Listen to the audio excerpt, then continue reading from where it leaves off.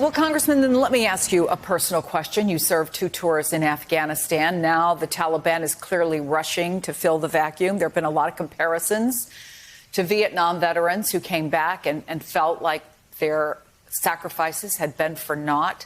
How do you feel as you see this all unfolding? Well, thanks for having me, Chris.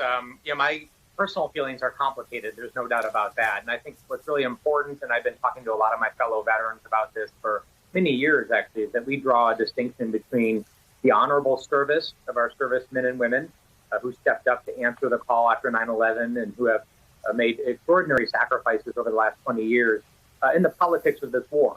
But we're going to debate the politics of this war, the missteps, the mistakes, the missed opportunities, what we could have done better. There will be books written about it. There will be conferences about it for the decades to come.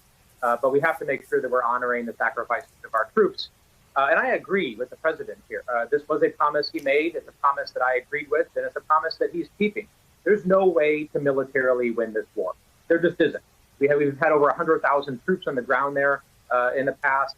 We've spent now trillions of dollars. Thousands of Americans have given their lives. Tens of thousands have been wounded. If there was a military solution, we would have found it a long time ago. What we're seeing right now is a security realignment.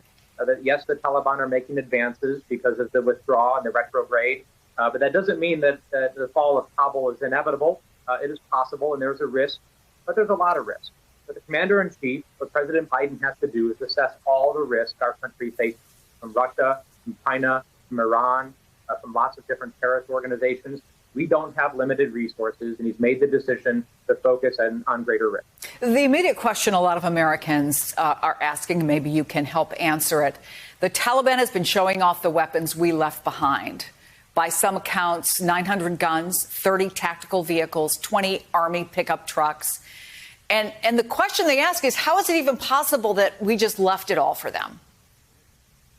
Well, we haven't left it all for them. There's no doubt about it. I mean, we've had massive logistical footprint there. There's a lot of equipment. This is retrograde operations, which is the military term for withdrawals, are extremely complicated. I think we've done a really nice job, frankly, of doing this in a quick way. Because remember, priority number one here has to be protecting our troops. Right? Withdrawal operations are extremely risky. They're actually the riskiest things you do in the military. Because nobody wants to be the last person out of a forward operating base. The last person getting on that aircraft or that helicopter is in an extremely vulnerable position. So there's security with speed. There's security by doing things, at night. So we have to make sure we're protecting our men and women.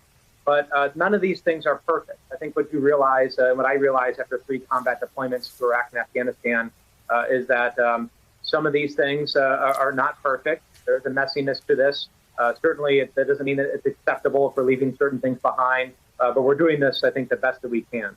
So let me ask you in our last minute what you'll be then watching for in the days and weeks to come to make you feel and you can assure the American people that we have left in a difficult situation in the best way possible. Well, number one, we have to make sure that we're sending a very clear message that security assistance and funding to the Afghan government will remain, that we're going to continue to support the Afghan National Security and Defense Forces. Number two, security of Kabul Airport and the contractors that actually keep the Afghan Air Force flying, because the key differentiator here in Afghanistan is that the Afghan government has an Air Force.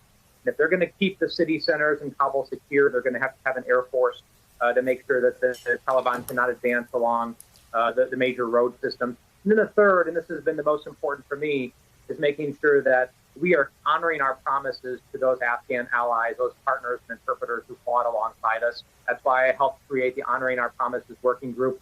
We have passed legislation and are going to pass more legislation in the coming weeks to speed that process up. Because if there is honor to be had here in the months ahead, it is by doing right with our partners and sending a message to the rest of the world that we will not leave behind those who served with us and fought with us.